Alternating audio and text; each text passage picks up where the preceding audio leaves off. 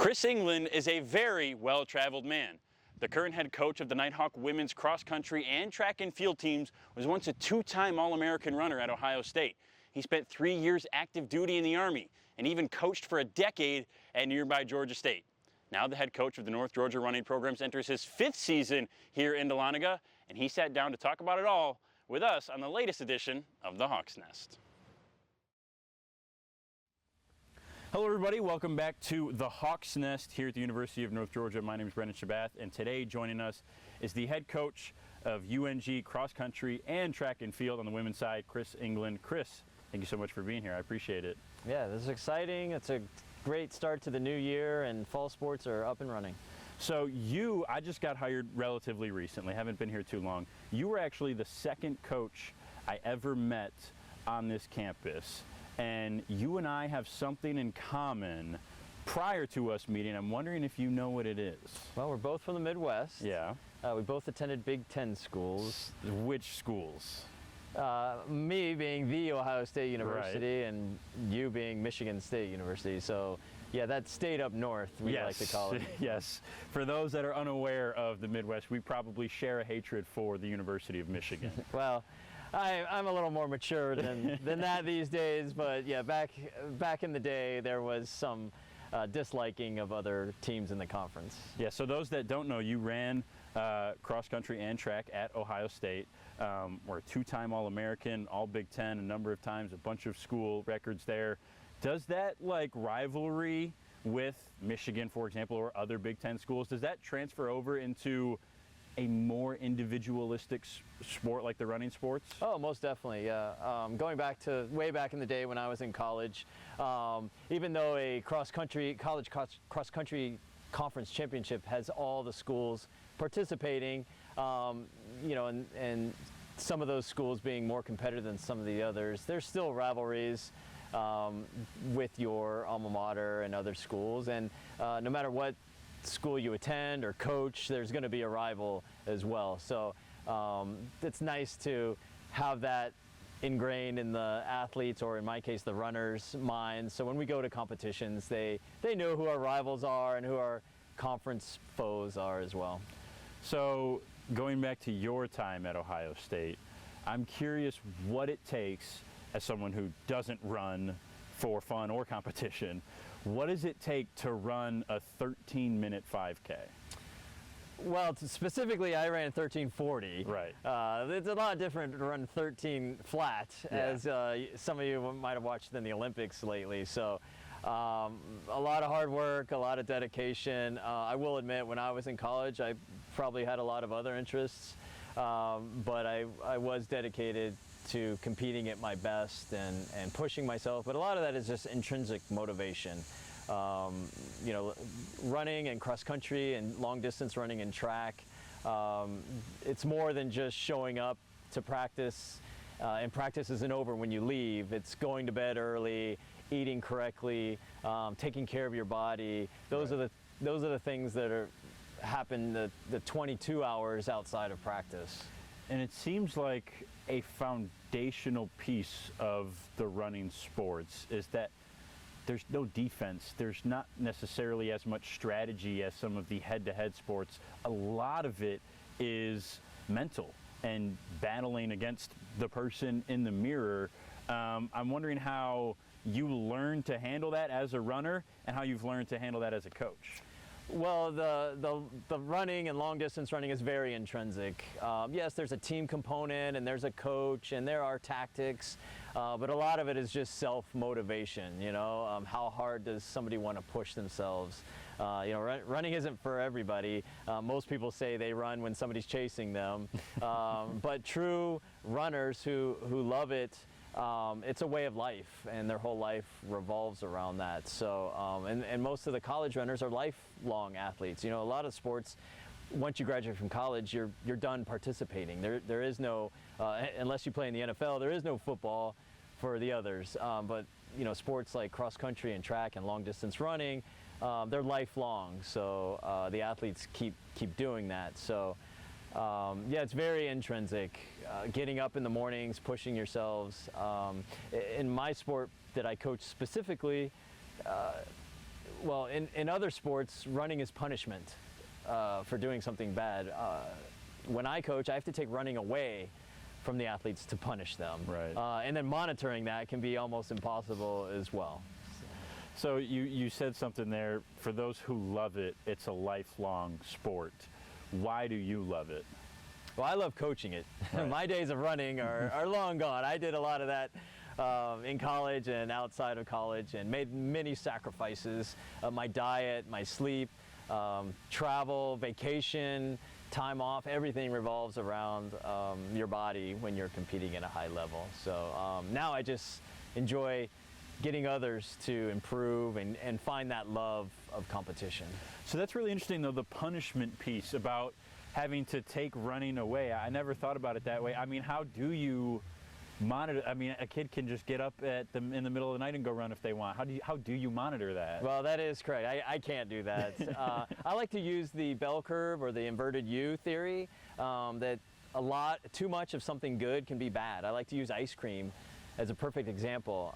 Ice cream's great, tastes good, but if you eat too much of it, you get a tummy ache and don't like it. Same with running. The more you run, the faster you get. However, there is a cap to that.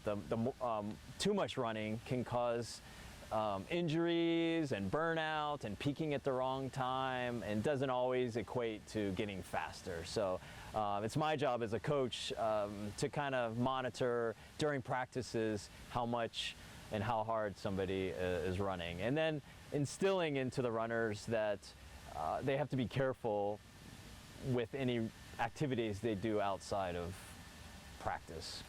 Do you have a favorite flavor ice cream? It's not chocolate. A fun fact of Coach England, I hate chocolate. Really? So what event would you say is the chocolate ice cream of the running world? What's your least favorite? The sprinting events for track and field. So obviously you mentioned the Olympics, those just finished up recently here. Do you have any reservations about fastest man, fastest woman in the world title going to a sprinter? Is that like a hot topic in the running world, that title? No, not at all. In fact, any media or any topic that's related to track and field is going to be positive. Right. So no, it's exciting. There's so many metrics for track and field and running in particular, and then you pull in the whole field events that aren't running events, and they get left behind as well. Right. So I want to circle back to you and your journey to get here. For those that don't know, you got here in 2020 and have been here for 4 years, I guess 3 track seasons now. But after Ohio State, you joined the Army, which is obviously an interesting tie to North Georgia, being one of the only military colleges in the country. What was that motivation for you, the desire to join the Army? You were in there for 3 years, I believe? Yeah, 3 years active duty. Yeah. Well, I didn't join immediately after my time at Ohio State. Much like many recent college grads, I had a little bit of difficulty finding myself. What do I want to do next in life? Right. I was very fortunate because of my accolades at Ohio State that I was able to run professionally, and I was able to do that for 10 years, traveling the world and competing in some big and exciting competitions, all the while putting off getting a real job. But it became very cumbersome too. There's not a whole lot of money in professional running, so it became challenging paying rent and feeding myself as a professional athlete. So eventually I found out that the U.S. Army had a program for Olympic hopefuls, which provided many things, a steady income, health insurance, and great opportunities. So I joined the U.S. Army for 3 years and was part of this program called the World Class Athlete Program for potential Olympians. Mm-hmm. So got to run professionally, got to run in the Army, 3 years active duty. Was your connection to the Army, did that make the military college aspect of North Georgia intriguing to you when you were looking at this position? Oh, there's definitely a component to that. Yeah. One of many. Right. Some of the others that made North Georgia very appealing as a coach was the beautiful location. This is a long distance runner's haven. with all the mountains and the cool weather, the dirt roads, the hills. So it's very, very persuasive for me to come. So it sounds like you're a very well-traveled, not just coach, I mean, time in Wyoming and Boise State, Murray State, Georgia State, just a little bit south of here before you got to North Georgia, but like you said, as a professional runner, as a coach who is leading and mentoring young people, young college athletes, how does that experience of kind of being all over the world in your sport, not just as someone who's interested in travel, but as a runner, how does that experience help you help young people today? Well, I have not only traveled many places, but I've had many unique jobs and many unique experiences throughout my life, so in my short life as well. So I like to think that I have a wealth of knowledge, a wealth of experiences. Basically, if a student comes to me complaining, I feel like I've been there and done that, so I can help guide them, whether it's a tough time or a difficult challenge that they may have, to give them some guidance and help them see the other side of maybe it's not so bad, or the good that may come out of it. Mm-hmm. So cross country and track and field, the two sports that you oversee here at North Georgia, have, compared to the other sports that we have here, I would say unique scoring for the competition. I know you and I have talked off camera about how that works, but for the folks at home that maybe don't understand it, can you give a brief overview of how it works for each sport? Obviously, it's timed and the fastest time wins, but there's the individual aspect and the team aspect, and how that all relates to a full season encompassing. Oh, absolutely. It's very difficult to explain to the bystander. You know, with the Olympics just passing, you know, many people got to see track and field taking place, but there was no cross country. It's not an Olympic sport. Right. However, it is a separate NCAA sport that is specific in the fall, and then in the spring is outdoor track and field.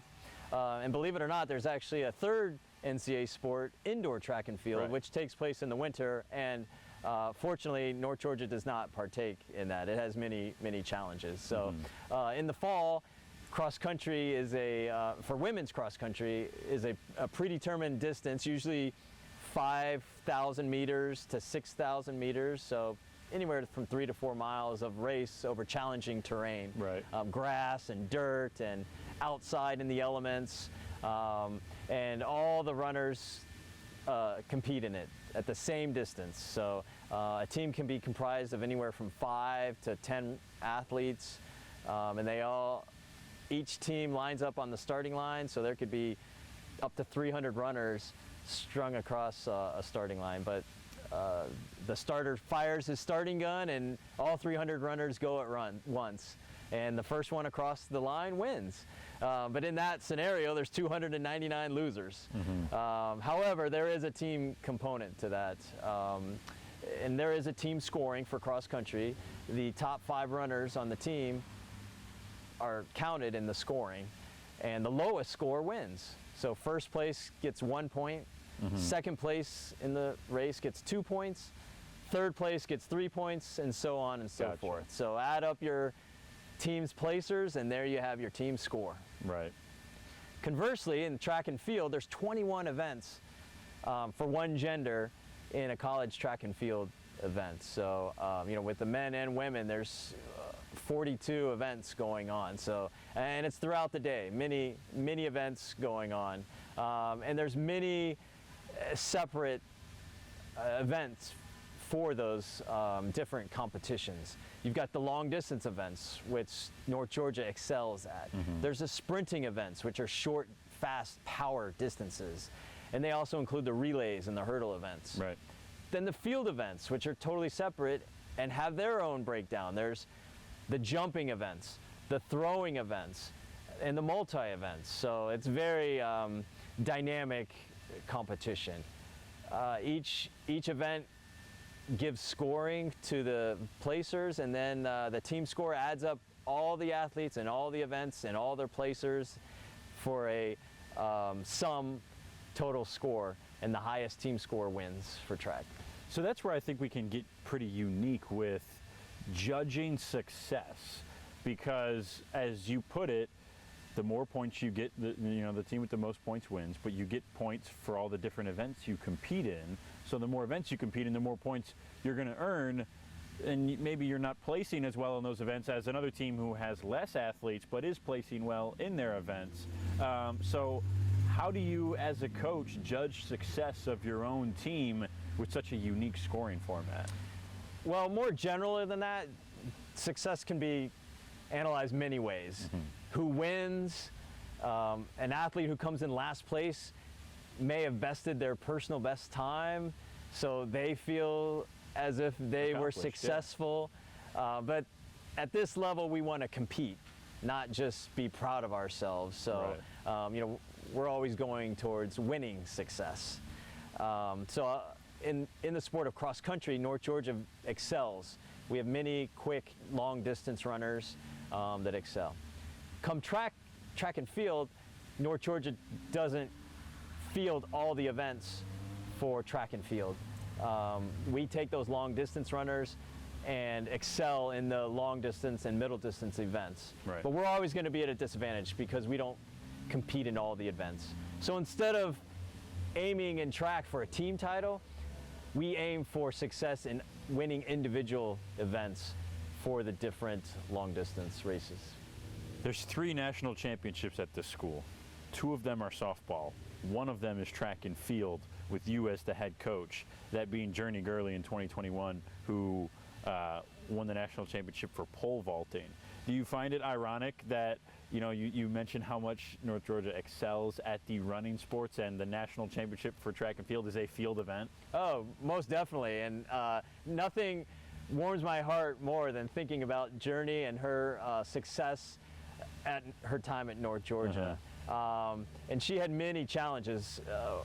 North Georgia, we don't have a track or a field facility, let alone a pole vault mat or standards for her to practice. So that is a bellwether of knowing no excuses. So she used her talent and her hard work to win a national championship with no resources. However, that becomes very difficult to replicate in other events.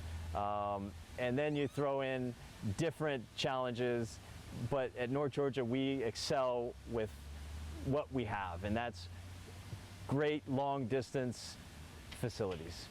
That's got to be a testament to Journey and how impressive of an athlete, and like you said, hard worker she was to find a way to overcome that and still become a national champion. How did she actually practice, and how did you coach her without having those resources? That's like someone winning a national championship in basketball without a hoop. How do you get better at basketball that way? How do you become a pole vaulter without a bar to jump over? Well, we did have to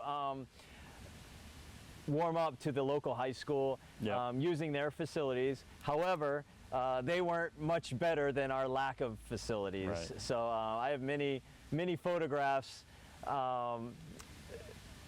showing her journey of winning a championship, and they weren't pleasant. Tracks with holes in them, and a high jump standard that barely stood up and held the bar. So, and late night and very early morning practices that didn't conflict with the high school's time in session. So, but again, a testament of how willing Journey was to do well.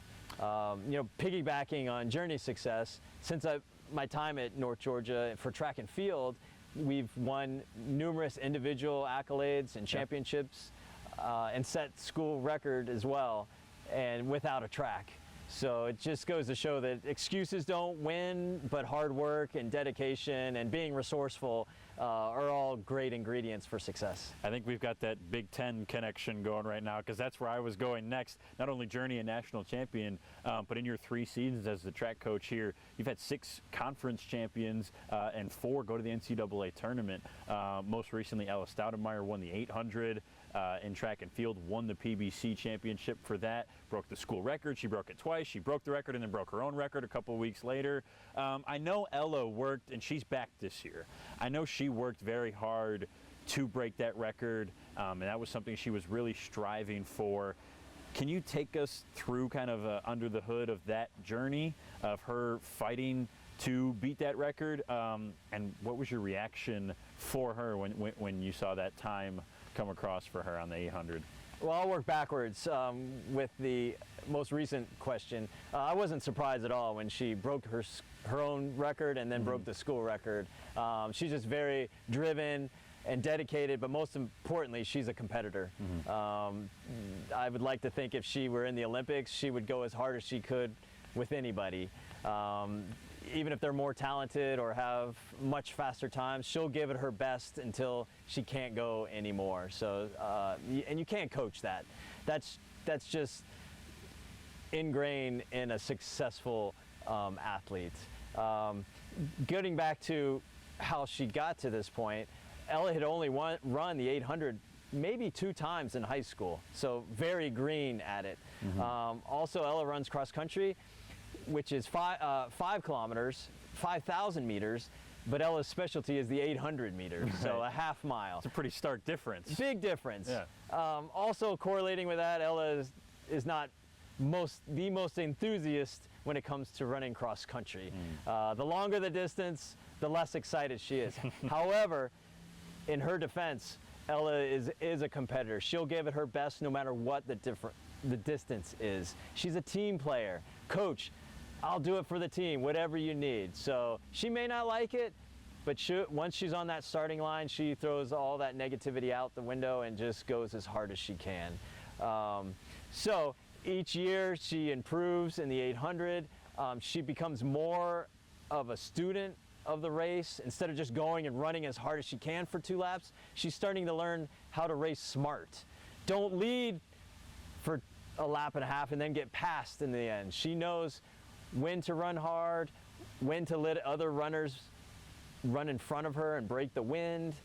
She knows when to pick up the pace. So she's got another year, and I expect even bigger and better things. And on top of that, Ella's told me that this is going to be a great cross-country season. She's been running extremely hard over the summer, and I think she's fallen in love with the sport.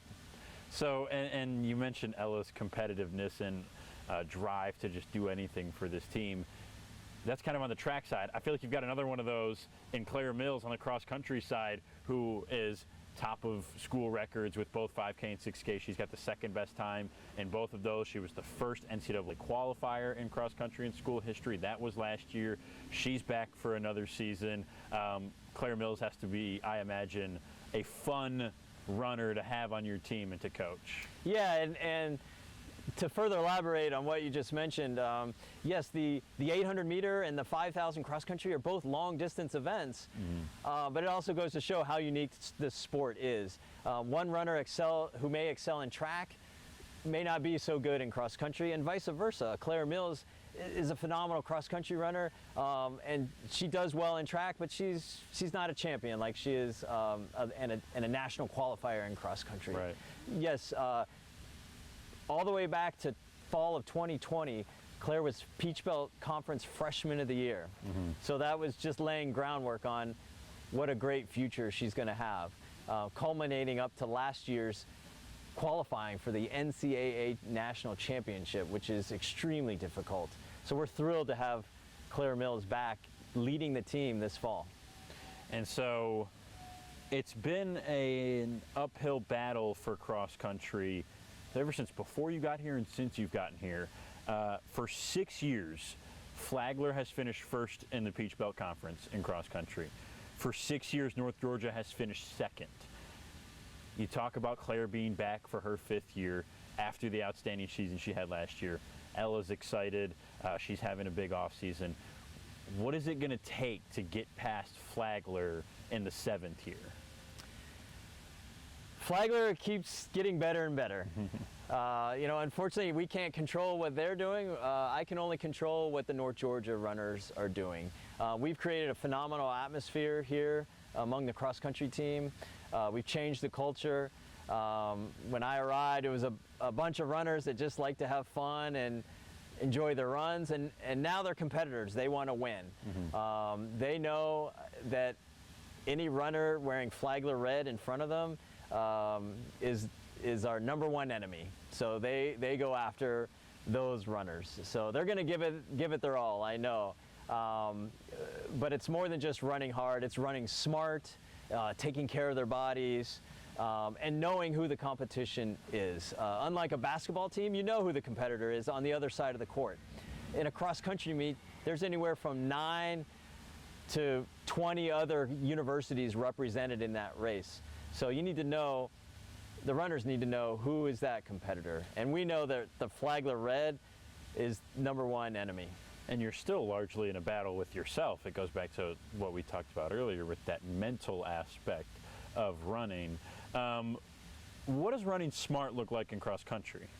Well, and particularly for cross country, the 5-kilometer race, 3 miles is a long way to go. I think most people would attest to that. So when that starting gun goes off, you don't want to use all your energy in the first 20 seconds of the race, much like the 100 meters at the Olympics last week. You don't want to use all your energy in the beginning. Everybody wants to win and be in the front, but not at the expense of using all your energy. So you got to learn how to pace yourself over 3 miles or 20 minutes so that you can perform your best through the whole race and at the finish when it counts. How do you handle that internal struggle as a runner? Because I think it seems like everybody races as kids. I'll race you to the end of the block, to that tree, whatever it is. Anytime you're in a race, there's just something so comfortable about being in first and not seeing anyone in front of you. And like you said, you have to learn to sometimes hang back and save your energy and not be first. What is that internal struggle like as a runner, and how do you learn to handle that? Well, the biggest key is confidence. Right. And back to Claire Mills, Claire had a phenomenal junior year, Peach Belt Runner of the Year, runner-up at the conference championship and NCAA qualifier, and the biggest jump she had was confidence. That was the most noticeable difference in her success from her sophomore year into her junior year. Just knowing that you can compete, be with the best runners because you are the best is going to help propel a runner to their best performance. So when you're recruiting runners to your team, it's got to be vastly different from the more popular sports like basketball and football recruiting that we see at the collegiate level, where you have strict yes and no's with times, I guess, but also that, like you said, the confidence and the culture change that you've had here at North Georgia. How do you find that in runners that you recruit? How do you know when someone, maybe their time isn't as good as this person, but they've got that attitude, that grit, that confidence that I need on my team? Well, fortunately, our sport is very objective, which helps with recruiting. Right. The times don't lie, especially for track and field. It's the same distance. Unfortunately, that makes the ease of the objectivity of the times makes it easy for every coach to recruit. So if a runner has a fast time, every coach knows that, and every coach goes after that runner. My job at the level of North Georgia is to find the athlete who's has a lot of promise to get better and improve. So kind of that diamond in the rough that's hard to find. The fast runners and the better runners are going to go to the better schools just by nature. So and part of my job is to take lesser runners and get them to improve.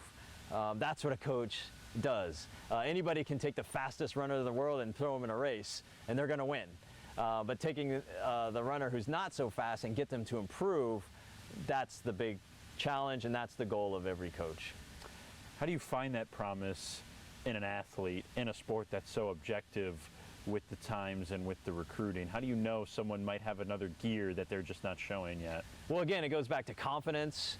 They have to have that will inside to get better. Unfortunately, long distance running is very talent based. You can have all the heart and drive and the best facilities, but you're still going to have a cap on talent. And my job is to get the most out of those athletes and to get them past that talent cap, regardless of external factors. So finding those athletes that have that will to improve, and again, getting back to not using excuses, doing the right things outside of practice to take care of their bodies. Those are what winners and successful athletes and people have makeup of to be successful.